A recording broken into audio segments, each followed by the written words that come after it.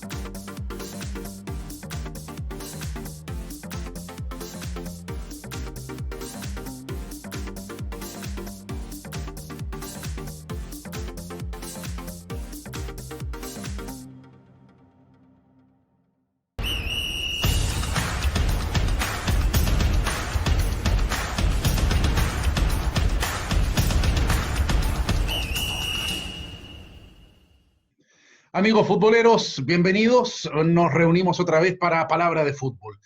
Para hablar de lo que está pasando con la situación de Colo-Colo y aquella suspensión del partido frente a Antofagasta. Hay un montón de aristas en este caso, pero hay una que es la más importante de todas, y es que Colo-Colo nunca quiso jugar ese partido el sábado a las 11 de la mañana como local frente al Club de Deportes Antofagasta. Aquello queda graficado en una entrevista que le da el presidente Pablo Milad a la Radio Agricultura y en la cual dice: la semana pasada Aníbal Mosa me pidió la suspensión de ese partido. Listo, ahí está. Colo-Colo no quería jugar ese compromiso. ¿Qué Colo-Colo? El Colo-Colo de los jugadores, el Colo-Colo de los dirigentes, el Colo-Colo del cuerpo técnico. Hay que pensar más que nada en una cosa, en este caso colectiva. Si bien ha habido desacuerdos permanentes en Colo-Colo en el último semestre, en este caso estaban todos unidos. Los jugadores le dijeron a los dirigentes: sabe que no es conveniente, porque nosotros vamos a jugar el miércoles en Brasil, tenemos que jugar el martes en Montevideo, y entre medio este partido, más encima a las 11 de la mañana, es un cacho. Trataron de cambiarlo para horas de la tarde. Tenían que hacerlo en acuerdo con los clubes que jugaban a esa hora en la tarde. Ninguno accedió, de manera que se mantuvo la programación para las 11 de la mañana. El campeonato venía funcionando perfecto, el campeonato venía redondito, con todas las incomodidades que ha generado la pandemia, con programaciones surtidas, jugando prácticamente todos los días, en horarios inverosímiles, a veces a mitad de semana, 10 de la mañana, 11, qué sé yo, o a las 6:30 de la tarde, después tener que viajar para jugar, con todas las incomodidades que significan las delegaciones, el viaje, con burbujas, otras veces llegando prácticamente al estadio, reuniéndose ahí nomás cuando tienen que jugar de local, pero con todo había funcionado sin problemas, hasta, como se dice en el campo, que el diablo metió la cola. Hasta que Colo-Colo se dio cuenta que no le venía bien jugar ese partido, entonces hizo lo indecible por jugar. ¿Se salió de los márgenes legales Colo-Colo? No, nunca.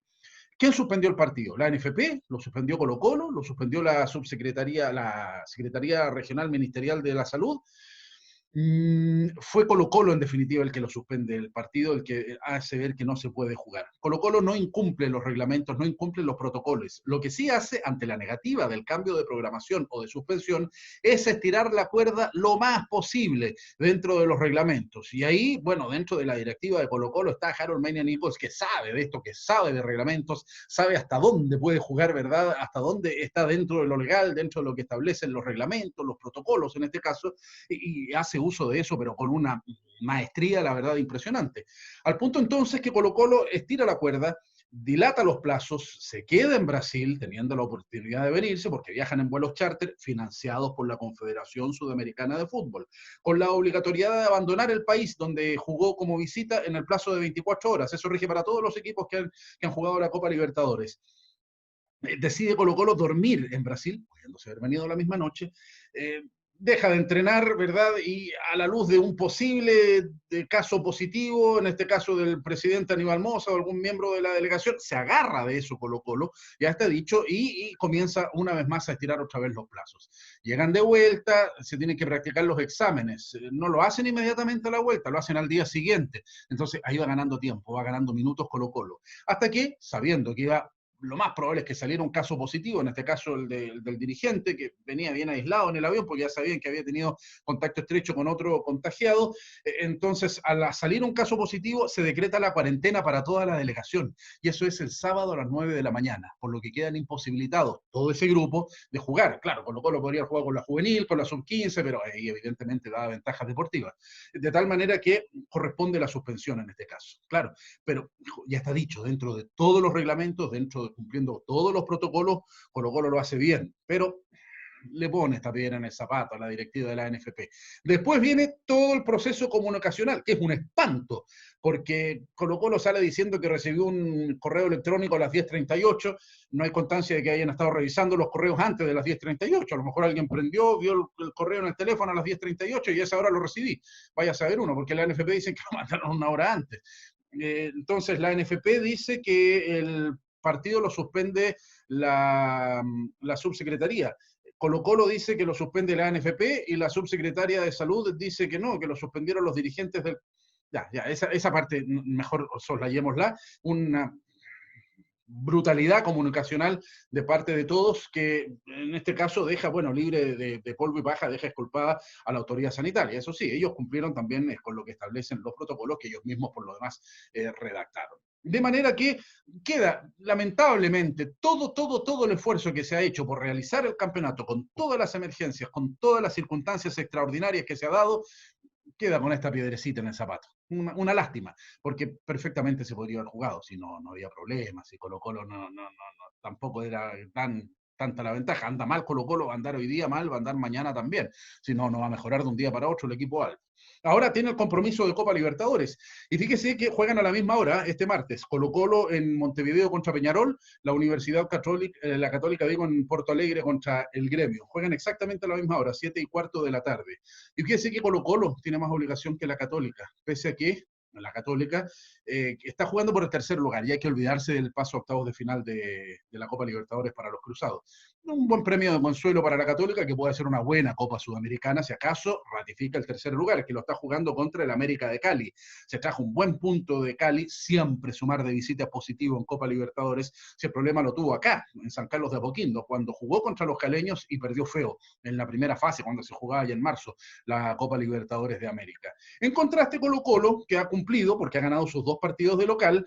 Si se trae algo de Montevideo, bien, fantástico, extraordinario, pero después tiene que ganar los bolivianos acá. Gane, empate o pierda en Montevideo, Colo-Colo le tiene que ganar a los bolivianos y eso es obligación siempre para un equipo chileno. Siempre será obligación para un equipo chileno ganarle a uno boliviano en Chile. No se puede permitir. Si no es capaz de ganarle a un equipo boliviano, que son definitivamente están más abajo en la escala de calidad del fútbol chileno, definitivamente no se puede pensar en algo importante. De manera que la obligación es más para la Católica que para el equipo de Colo-Colo. Pero los cruzados, ya está dicho, perder de visita y contra los brasileños no es pecado. Por eso yo no le reprocho a Colo-Colo el 2-0 contra el Paranaense, que 2 autogoles, que no jugaron bien, es cierto. Mientras no sea una goleada, como los 7 que se trajo la Chile una vez, no importa, no es pecado perder contra los brasileños en Brasil. Por lo mismo que la Católica, si se trae un punto glorioso, maravilloso, y si gana ni decirlo, pues vamos todos a la Plaza Italia, pero no está obligada a eso. Después sí tiene que ponerse al día acá contra los otros de Porto Alegre,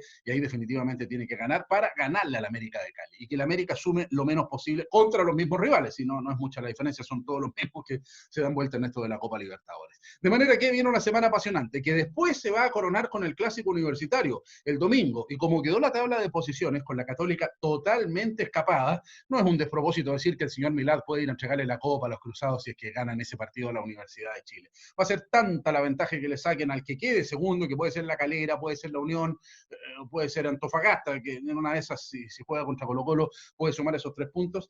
Es tanta la diferencia que definitivamente ya el campeonato termina como expresión de pelea por el título y comienza una lucha por el segundo lugar que sí va a estar muy, muy, muy apasionante, porque el segundo lugar da pase a la fase de grupo de la Copa Libertadores 2021 y esa pelea sí que va a estar buena, de todas maneras.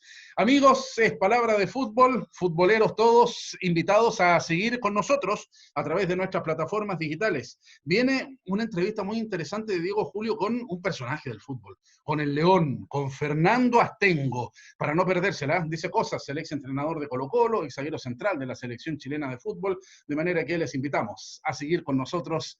Palabra de fútbol, futboleros, hasta una próxima oportunidad.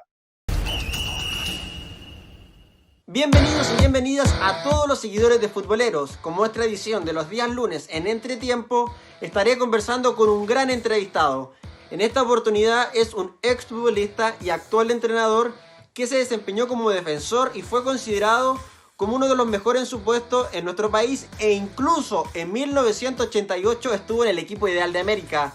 Le damos una gran bienvenida a Fernando Enrique Astengo Sánchez.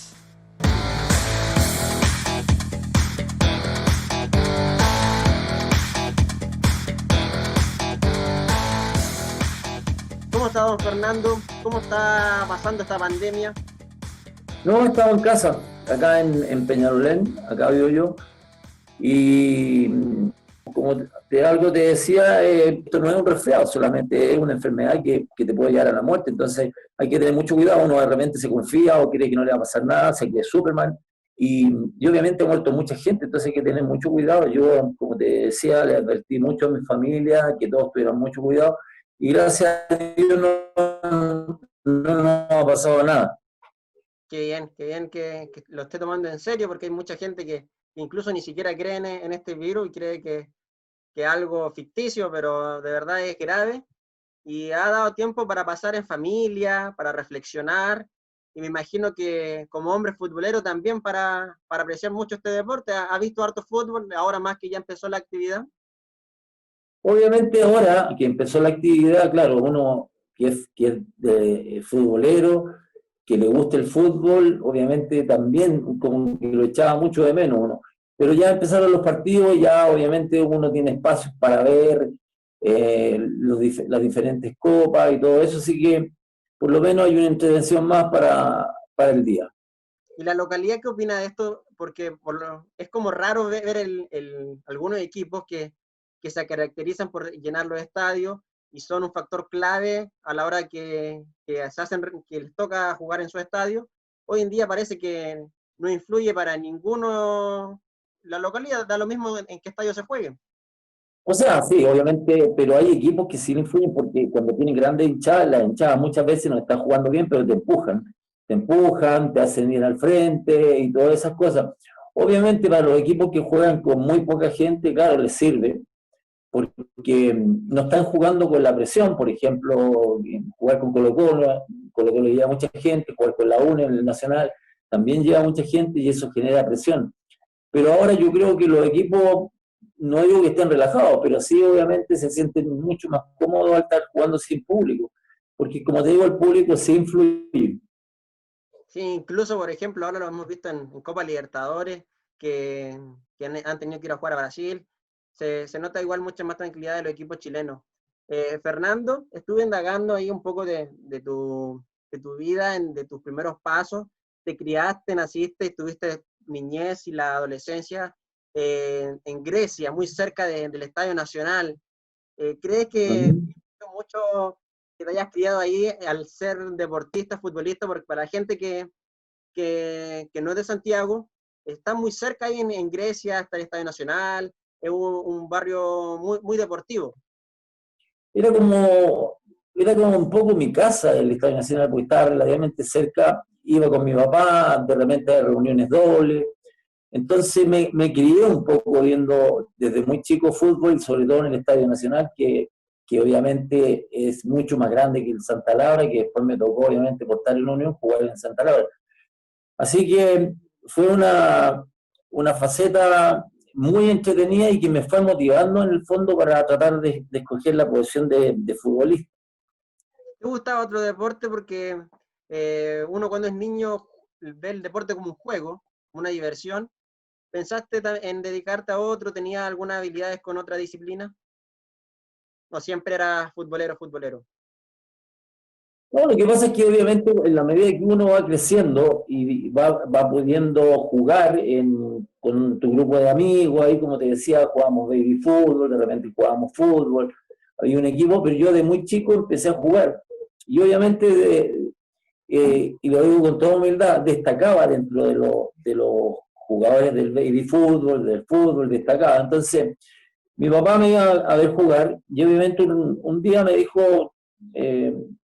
¿te quieres ir a probar a Unión?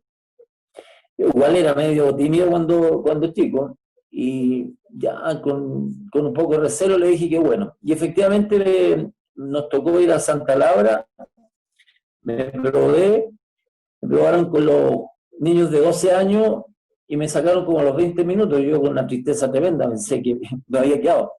Pero me separaron del grupo y después me hicieron jugar con un equipo más grande, que era la primera infantil en ese tiempo. Y anduve bien, jugué bien, y me pidieron el carnet inmediatamente porque no querían en el fondo que se les fuera a escapar o que me fuera a probar otro club. Entonces me pidieron mi carnet y al otro día tenía que ir a la Asociación Central de Fútbol, y ahí quedé en Unión, y ahí después empecé a hacer todo cadete, segundo infantil, primera infantil. Y llegué hasta primera infantil porque muy chico me subieron al primer equipo, a los 16 años me subieron al primer equipo, y después me mandaron a préstamo Rangers de Talca. Y esa fue una etapa difícil, más complicada, porque obviamente Rangers en esos tiempos no tenía los medios adecuados como para entrenar, porque había muy poco dinero, entonces la pensión a las 11 de la noche, y teníamos que andar buscando de repente un dirigente de Rangers para poder quedarnos en algún lado. De hecho, mira, tengo una anécdota. Llegamos a la pensión, la señora no nos dejó entrar, tenía cerrado y tuvimos que salir a buscar un dirigente, y el dirigente para dormir nos llevó a un motel. Nosotros no entendíamos nada, así que nos metió en lo que estaba más cerca de su casa, así que tuvimos que dormir dos en una cama y el otro durmió en el suelo con una frazada. Entonces, yo acá en Santiago, gracias a Dios, yo vivía bien, estaba en un buen colegio, el San Marcos, que aquí en Rodrigo Araya con Macul. Entonces tuve que vivir estas situaciones, de repente pasé hambre, pasé frío, pero eso a mí me ayudó muchísimo para después llegar a Unión y tratar de, obviamente, quedarme en el primer equipo y no salir a préstamo. Imagino que es muy difícil, y todos los cambios siempre, cuando es para retrocederte, es lamentable, pero cuando vuelvo a Unión me imagino que valoraste mucho las comodidades que tenían en el cuadro hispano, y ya no te quería soltar más esa oportunidad, y de ahí empezaste a crecer, y que te llevó hasta la selección, donde estuviste muy, muy, muy bien, e incluso mejor que en los equipos que estabas jugando. ¿Por qué crees que pasa este fenómeno que a ti te pasó, de que en la selección el rendimiento es otro? Puede andar muy bien en el equipo y andas muy mal en la selección, o muy mal en el equipo y muy bien en la selección, fenómeno que pasa hasta el día de hoy con algunos jugadores. Sí, ¿sabes qué?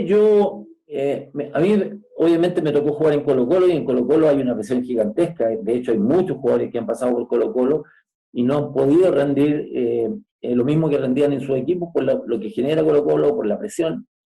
Y yo siempre he tomado, y lo he dicho muchas veces en algunas entrevistas, que para mí el fútbol obviamente es un juego, pero fíjate que yo convivía con el fondo, con la presión, y no me afectaba mayormente, mi rendimiento no disminuía.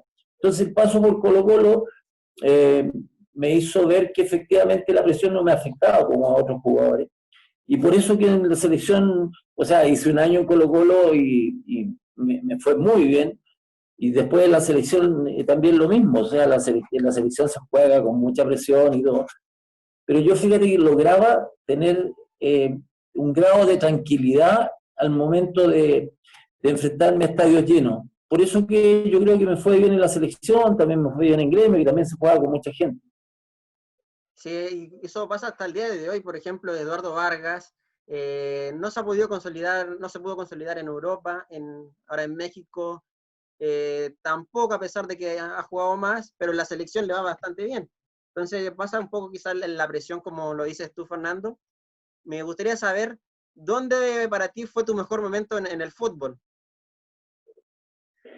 Mira, yo creo que lo que hice en Colo-Colo, en términos generales, fue muy bueno, porque hasta la fecha yo jugué un puro año en Colo-Colo y toda la gente en la calle me relaciona con Colo-Colo.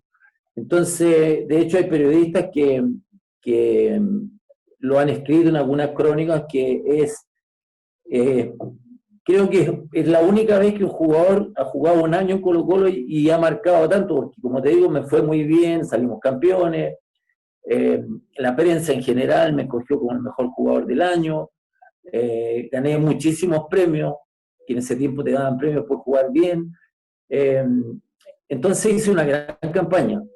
Y, y obviamente, como te digo, el jugar en Colo-Colo a mí después me dio más fortaleza aún, porque después me tocó jugar en la selección y en la selección la verdad las cosas es que no sentí una gran presión, ¿eh? Yo era en el fondo de los que arengaba mucho a mis compañeros, que no tuvieran miedo, que se desempeñaran con su equipo, les decía que tenían condiciones, por algo estaban en la selección y todo eso.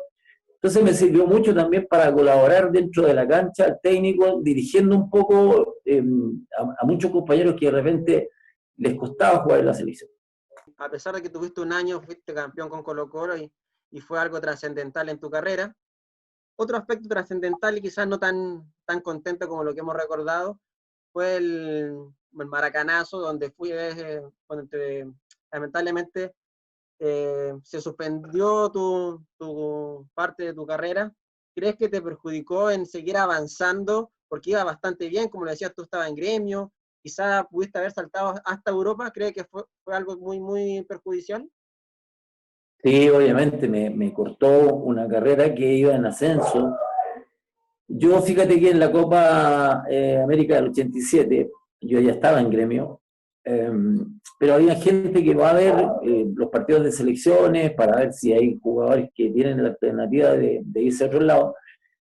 A mí me fue a ver un representante de la Lazio. Me dijo que tenía mucha técnica y le planteó que sí, que existían posibilidades de que me vendieran, pero eso iba a ser a final del 89, o sea, prácticamente en el 90. Y obviamente por la situación que pasó en el Maracaná se frustró todo eso, pero tal como dices tú, mi otro paso para mí, yo tenía la certeza que iba a jugar en Europa, porque, porque iba bien, porque mi rendimiento en la selección era óptimo, porque en gremio también conocí otro fútbol que era distinto al chileno, que era muchísimo más competitivo. Entonces, mi otro paso para mí, ya pasando por Brasil, yo dije, voy a jugar en Europa.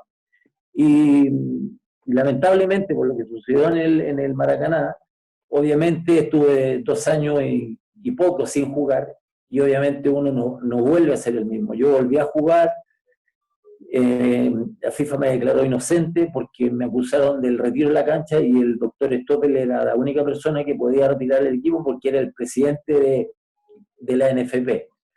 Y el doctor Stoppel a mí me dio una carta donde él se responsabiliza y esa carta llegó a la FIFA por intermedio de Miguel Nasur y a la semana llegó un comunicado a la NFP en donde yo quedaba habilitado para jugar y se me declaraba inocente porque efectivamente mi condena había sido completamente absurda, pero yo no podía retirar un equipo.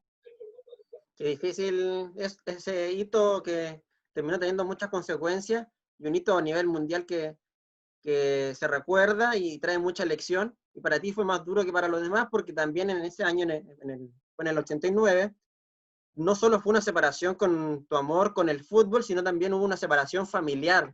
¿Cómo fue poder superar eso que es muy complejo porque el futbolista se apoya bastante en la familia? A ver, lo que pasa es que el tema familiar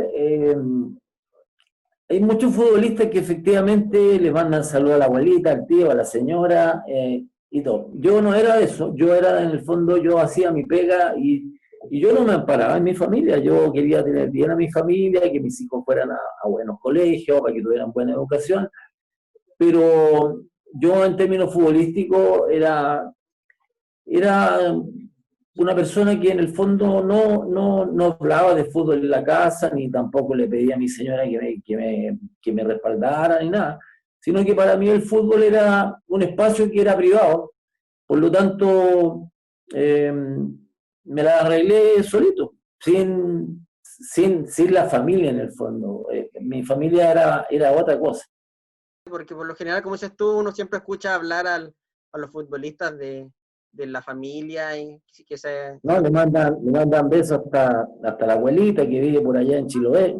Este hito que recordamos que no es menor, ¿cuánto tiempo te costó superarlo? Me imagino que más de 2 años, porque estuviste alrededor de 2 años, un poco más, suspendido. Mira, lo que pasa es que a mí me pasó algo bien particular. Cuando yo supe que estaba sancionado por 5 años, yo sufrí emocionalmente como un shock nervioso, y desde ese día, es bien especial lo que te voy a decir, como que yo bloqueé los sentimientos, ¿entiendes? Porque si yo iba a ser seguir siendo una persona emocional, que era así, que era muy sensible ante muchas cosas, yo bloqueé un poco los sentimientos, entonces los bloqueé en el fondo para no sufrir, para no pasarlo mal. Pero obviamente el no jugar injustamente me provocaba una sensación especial, porque obviamente veía a los demás jugadores que siguieron su carrera y todo, y que yo no pude. Lo que hice obviamente fue tratar de demostrarle a la FIFA que yo no tuve nada que ver en el entuerto que se armó en el Maracaná. Lo conseguí que Roberto Rojas también reconociera que yo fui inocente en la situación, porque dio una entrevista a la última noticia y le preguntan, ¿Fernando tuvo algo que ver? Él dijo, no, Fernando no tuvo nada que ver, Fernando es inocente. Y que lamentaba haberme perjudicado. Y eso es lo que en el fondo yo quería, que él reconociera que yo era inocente y que no tuve nada que ver con lo que él hizo. Y obviamente fue difícil después integrarme a los equipos. Yo me integré a Unión Española. Obviamente ya no era el mismo, porque son 2 años y medio prácticamente. Y lo otro, que yo también me metí a un gimnasio. El gimnasio uno empieza a desarrollar más musculatura, entonces me sentía más pesado en la cancha y todo eso, a pesar de que hice un año relativamente normal.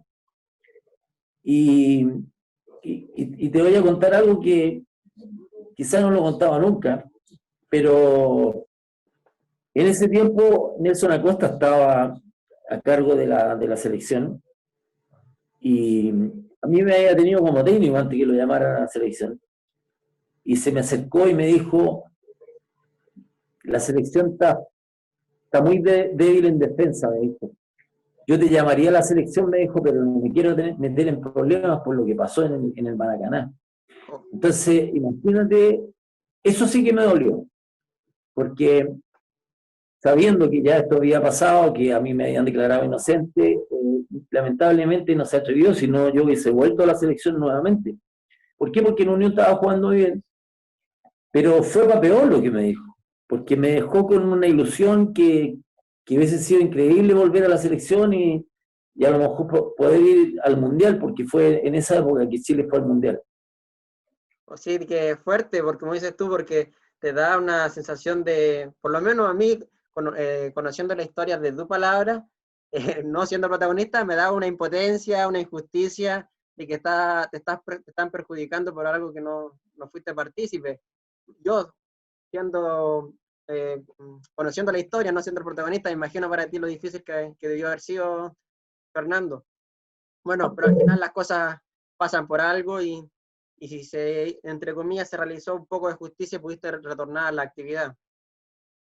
Sí, mira, sí, yo lo que más quería en el fondo que el artífice de esta situación, que tuvo cómplice, dijera, públicamente que yo era inocente, porque yo fui inocente, o sea, yo caí en una situación particular porque Roberto en el fondo quiso salvar a los cómplices y me quiso perjudicar a mí, porque yo tuve muchos problemas con Roberto cuando estuve en Colo-Colo, porque en el fondo Roberto Rojas era la figurita de Colo-Colo.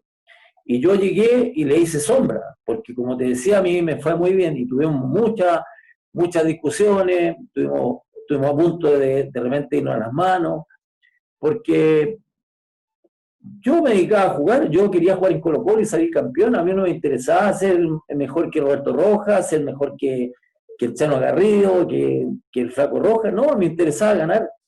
Entonces, eso le incomodó muchísimo. De verdad, tuvimos encontrones que nos tuvieron que separar y todo. Entonces, si yo voy a hacer una estupidez como la que él hizo en el Maracaná, yo lo hago con un amigo, pero no lo voy a hacer con un enemigo que tenían en el plantel. Y eso siempre lo he dicho, o sea, si yo voy a robar un banco, lo voy a robar con gente con cómplices. Estúpida de repente la comparación, pero no lo hago con un tipo que me lleva muy mal y que efectivamente nos llevamos muy mal porque él sentía que le hacía sombra. Fernando, en la selección, en la historia han habido conflictos, sin duda para mí este es el más importante, hasta el día de hoy han habido conflictos. Y como dices tú, no todos son amigos en los equipos, en la selección. A la actualidad, ¿mantienes relación con alguno? ¿Eres amigo? Me imagino que con el Cóndor Rojas, ¿no? No, obviamente que no, o sea, porque yo siento que fue una canallada en el fondo lo que hizo, tremenda, porque a cualquier persona que está desarrollando un deporte a alta competencia y que te digan que no va a poder jugar por 5 años, es tremendo.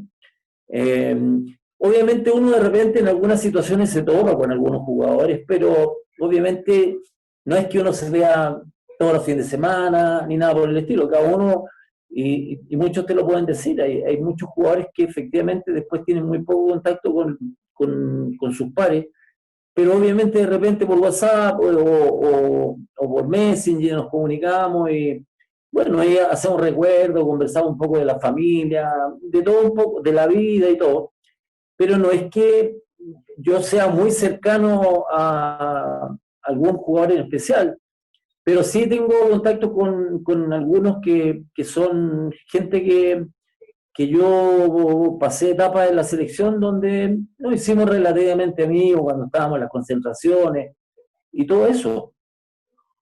¿Como con quién conversa? O si tuviese las condiciones de juntarse, lo invitaría de esta generación de la selección. Mira, yo durante mucho tiempo con Orlando Mondaca sí tuvimos mucho contacto. Con Lucho Rojas también, que jugamos en Unión, que de hecho el hijo se fue a Italia.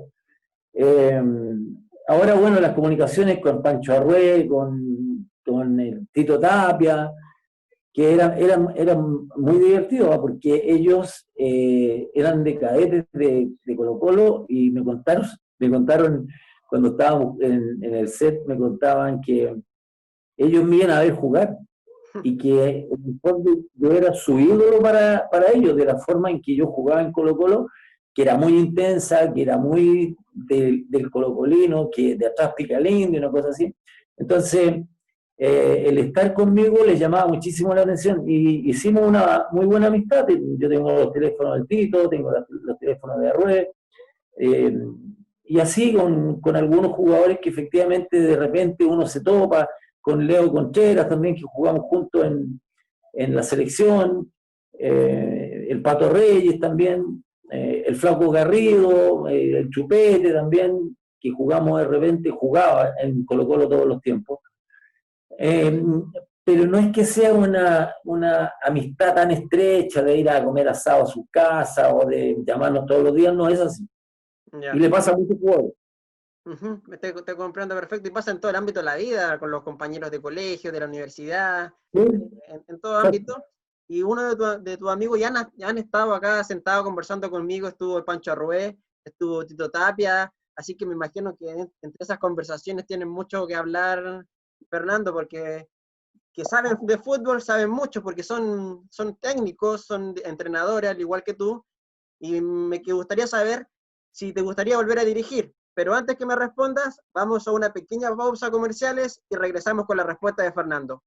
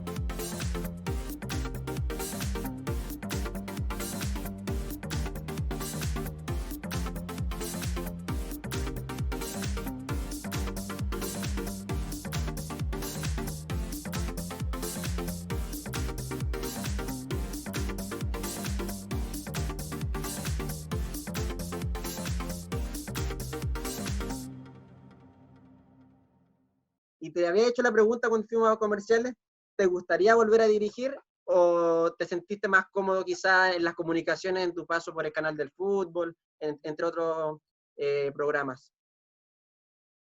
¿Sabes lo que pasa? Que uno va de repente pasando por muchas situaciones. Yo, como tú dices, yo dirigí en cadete, en Colo-Colo, dirigí la Universidad Santo Tomás también, tenía que hacer clases, fui gerente deportivo de San Felipe, que me invitó el presidente, que era un argentino, para que lo organizara todo.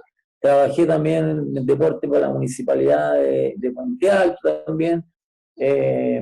Dirigí Colo-Colo, dirigí Temuco, he hecho hartas cosas, pero ¿sabes qué? Las comunicaciones me han gustado, me gusta comentar, me gusta analizar los partidos. Yo no digo que por ser futbolista uno va a tener mejor visión que un periodista, pero sí, obviamente, uno tiene una visión quizás más amplia en relación a lo que pasa de repente en los partidos. Y me han gustado las comunicaciones, pero como te digo, yo en el fondo en esta etapa, gracias a Dios, estoy en una etapa de confort, de tranquilidad, en todo ámbito. Entonces, no me vuelve loco dirigir para nada. De hecho, Iquique, cuando estaba a punto, no a punto de descender, pero me llamaron para dirigir 5 o 6 partidos y le dije que no, que yo no estaba para dirigir 5 o 6 partidos. Si dirigía los 5 o 6 partidos que quedan y el próximo año, obviamente. Porque en el fondo es valorizar un poco el técnico chileno, porque acá llegan técnicos argentinos que dirigen en 6, 7 equipos y no logran nada. Yo he tenido una bendición grande porque terminé de ser ayudante de Acosta en Iquique, que me vine antes, yo me vine a los 6 meses, y inmediatamente me llamaron en el mismo día prácticamente del CDF, después DirecTV, ahora estoy en Radio Touch, en el programa Doble Amarilla, entonces siempre están apareciendo cosas, pero no lo hago de una manera que tiene que ser sí o sí el trabajo, porque creo que fui inteligente al momento de recibir dinero importante, sobre todo en Brasil, también invertido, entonces tengo la tranquilidad incluso de no poder trabajar. ¿Quién sabe que así como se te han dado la oportunidad sin llamarla, ahora, por ejemplo, está justamente Iquique sin técnico, que tras la derrota ante La Calera se quedó sin técnico, lo mismo sucedió ahí en Cobreloa, y ya no está el fantasma, así que los equipos chilenos van a estar buscando técnicos y que estés atento al celular, porque quizás te llega algún llamado para que dirijas. En Iquique tengo muy buena relación con Rossi, el presidente, y en general con la directiva. Son gente muy, pero muy decente y muy buena. Ya pasando, vamos a dejar descansar un poco el Fernando jugador y entrenador, y me gustaría que hablemos de comunicador a comunicador, analicemos un poco la selección nacional, donde tiene como técnico al entrenador colombiano Reinaldo Rueda, donde no ha tenido frutos, donde no ha tenido grandes resultados, y se le ha dado bastante tiempo, considero yo, mucho tiempo para trabajar, a pesar de que han habido problemas como el estallido social, ahora la pandemia, donde no ha podido trabajar de la manera que lo han hecho otros técnicos, pero que tiempo ha tenido para trabajar en pensar, lo ha tenido. ¿Qué opinas tú de su trabajo?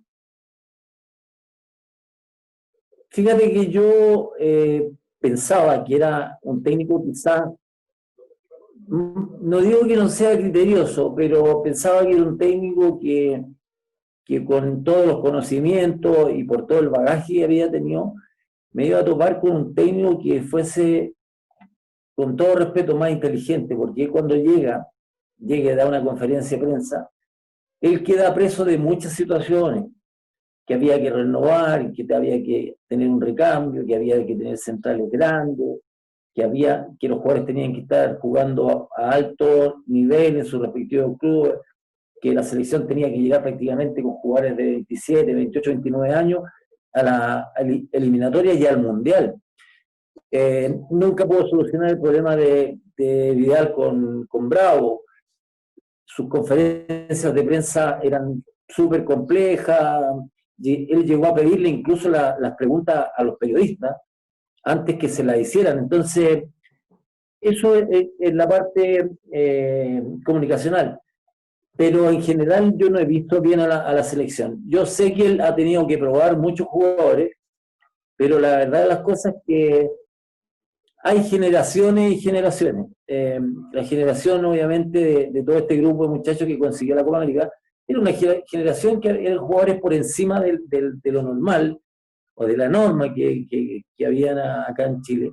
Y se juntó ese grupito y logró éxitos importantes. Pero yo creo que todavía la selección, a mí lo que me preocupa es que todavía la selección no tiene un sello, una forma, una estructura en donde uno vea jugar a la selección y uno sepa a qué está jugando.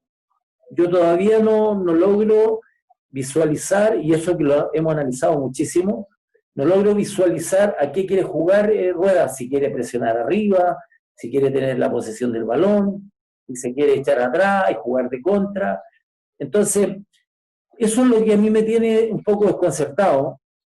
Ha jugado con rivales que son de orden menor, entonces estoy un poco expectante a lo que va a pasar con Chile en la eliminatoria. Ojalá que le vaya muy bien a Chile y que los jugadores que ha incorporado, en el caso de Pulgar, que Pulgar creo que se insertó bien, y que los otros jugadores que él seguramente va a llamar tengan un rendimiento de acuerdo a una eliminatoria, porque los partidos eliminatorios son ultra duros, son súper complejos, son complicados y los puntos son sumamente importantes.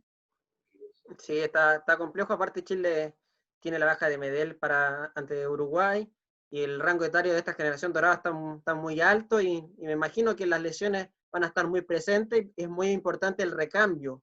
¿Cómo ves tú este recambio? Ya mencionaste a Eric Pulgar, que se ha insertado bien. No sé si consideras a otro jugador que lo veas como un posible recambio, o recambio, digamos, tal cual. Mira, a ver, voy a hablar un poco de Maripán. Maripán, cuando apareció en Católica, yo lo dije en CF, yo dije Maripán va a llegar a la selección. Lo bueno de Maripán es que es un jugador que tiene buena altura y que puede sacarle provecho, que en algunos partidos en España le sacó provecho antes de irse al Mónaco. También es un jugador joven. Díaz también puede ser un muchacho que pueda servir por el sector derecho como lateral, en caso que Isla no esté. En ataque, se ha visto poco porque ha habido una alternancia de jugadores que no han tenido o sea, no han tenido el tiempo ideal como para jugar 2 o 3 partidos seguidos y efectivamente verlos que si realmente tienen las condiciones para estar en la selección. De repente ha colocado jugadores 5 minutos y después en el otro llamado no los llama. Entonces, me ha creado como te digo, me ha creado una confusión porque no he visto efectivamente, aparte de Bulgar, que se incrustó bien, no he visto, por ejemplo, el lateral izquierdo, salió Bocellur y todavía tenemos la incertidumbre que quién va a jugar por ese sector.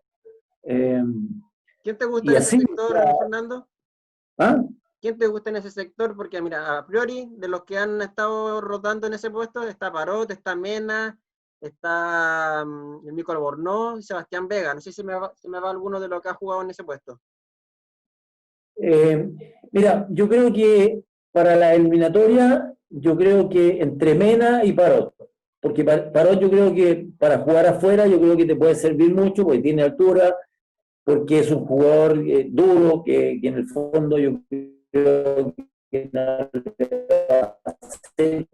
quite a la refriega, cuando acá en el Nacional, porque Mena tiene, es mucho más hábil, es mucho más sutil con el valor en los pies, es un tipo que llega bien al sector de línea de fondo, te tira buenos centros, ya ha jugado en la selección, entonces conoce la situación. El caso de Parot, como te digo, yo para jugar afuera, por ejemplo, con los uruguayos, con los paraguayos, yo ahí sí que lo coloco, porque él es fiero en la marca. Sí, parece que por ahí va, porque el último partido de la selección lo ha puesto con Parot. Fernando, ¿crees que esta generación dorada le alcance a llegar al mundial próximo? Es complicado porque efectivamente los jugadores ya están más avanzados en su edad, han tenido lesiones que obviamente cuando comenzó todo este proceso, la mayoría estaba muy joven, su musculatura estaban limpia, me refiero limpia, no estaban contaminadas con desgarro, con contractura, con problemas de diferente índole. Pero obviamente los años te van pasando la cuenta, hubo un momento en que Alexis prácticamente era un jugador normal y era un jugador incluso para tenerlo en la banca. Pero ahora como que se está recuperando, está jugando con más alegría, se siente más cómodo. Y Alexis es importante, pero obviamente también ha tenido lesiones que lo han tenido fuera de la cancha. Vidal también tuvo problemas en la rodilla, más de algún problema también tuvo en el Barcelona. Y así, seguramente me olvido de otros. Medel también está sufriendo lesiones muy seguido. Entonces, llegan con un peso grande en su espalda, obviamente, de ser una selección sumamente exitosa. Y la gente cree que a pesar de los años ellos tienen que seguir rindiendo. Y los años te pasan la cuenta porque el momento de jugar partidos intensísimos, ya no tienes la respuesta que tenías cuando tenías 22 o 25 años. Es completamente distinto. Así que estoy mirando un poco a la distancia la eliminatoria para ver, lo primero, cómo va a parar el equipo Rueda y si efectivamente los actores que va a colocar van a ser los adecuados y los correctos, y obviamente ver a qué va a jugar Chile. Como te expliqué, va a presionar arriba, no creo que presione arriba, porque los jugadores, tal como te decía yo, ya van a tener otra edad y no les va a dar para presionar arriba. Yo creo que Chile va a esperar unos metros delante de la mitad de la cancha y tratar de ser un equipo corto. Aunque con el tema del rango etario, ya para ir finalizando la entrevista, porque lamentablemente se acaba el programa, los jugadores tienen más edad para jugar, no como antes, que se retiraban como los 30. Parece que ahora la última edad que juegan son los 40, como el caso de Paredes, Ronaldo, que ya tiene arriba los 35, entre otros jugadores. parece que se están entrenando de otra manera, se están preparando, se están cuidando. Mira, la parte física del fútbol ha evolucionado completamente. Ahora se trabaja de una manera donde no es una manera agresiva. ¿A qué me refiero de la agresividad en la parte física? En los años 80 te hacían subir cerros, te hacían correr por calles, zapatillas que no tenían aire o no eran zapatillas adecuadas para correr.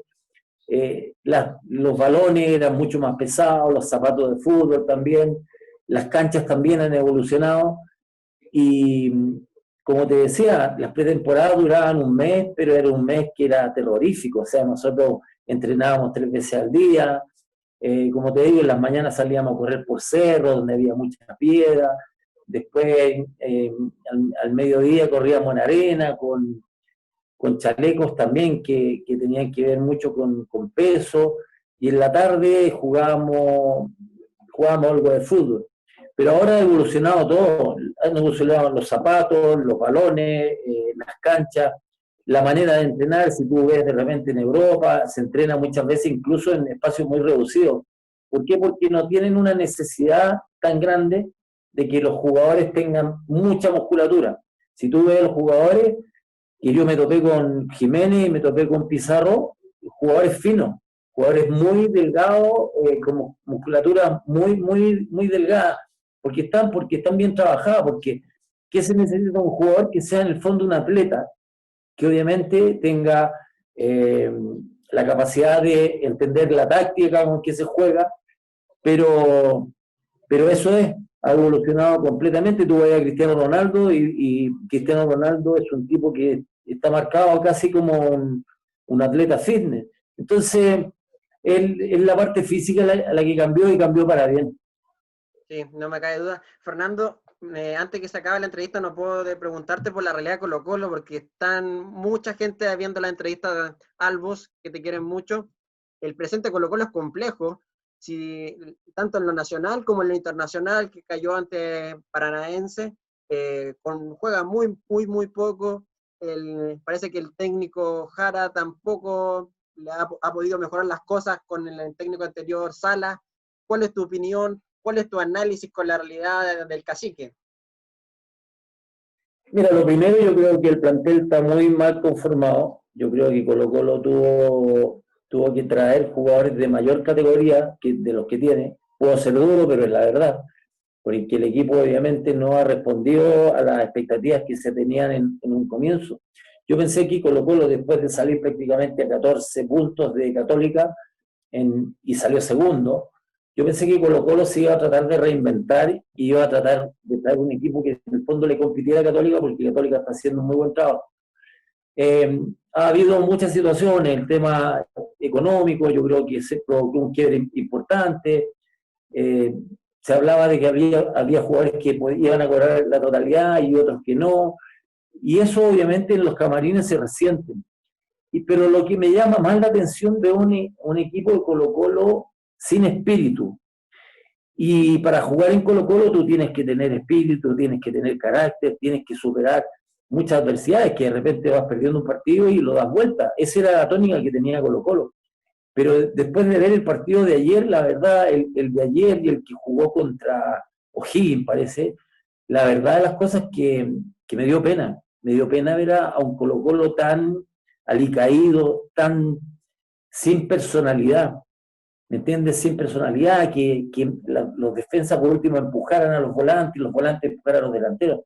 Entonces, la verdad de las cosas que creo que Colo-Colo está pasando por uno de los periodos más negros que ha tenido en los últimos años, a pesar de que hace un tiempo pasó por un túnel negro donde cambiaba técnicos prácticamente casi todos los meses, pero en este momento yo creo que es súper complejo. Yo creo que Colo-Colo tiene que hacer un análisis profundo, sus directivos, sus accionistas, y obviamente traer un técnico que tenga la capacidad para sacar el rendimiento, no de estos jugadores. Yo cambiaría jugadores, porque hay jugadores que han demostrado que efectivamente no tienen la pasta ni tienen la jerarquía para estar en Colo-Colo. Es un tema difícil, concuerdo contigo que uno de los momentos más negros del equipo Albo.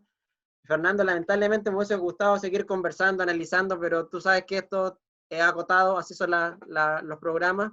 Te doy las gracias tremenda a nivel del programa, hablando por todo el equipo de trabajo, por conversar con nosotros. Tuvimos unos pequeños problemas técnicos al comienzo, pero no fue impedimento para poder tener una conversación enriquecedora a través de las plataformas futboleras. Así que muchas gracias, Fernando, y espero que nos podamos ver y conversar algún día fuera de estas pantallas, fuera de estas conexiones que no son tan habituales para nosotros.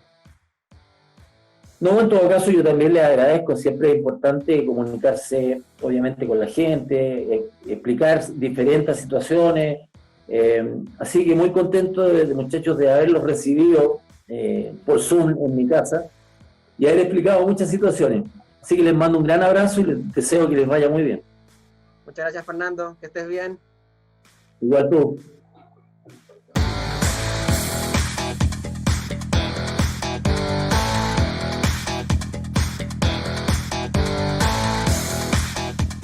Amigos futboleros, lamentablemente terminó esta entrevista con Fernando Astengo, que estuvo muy entretenida.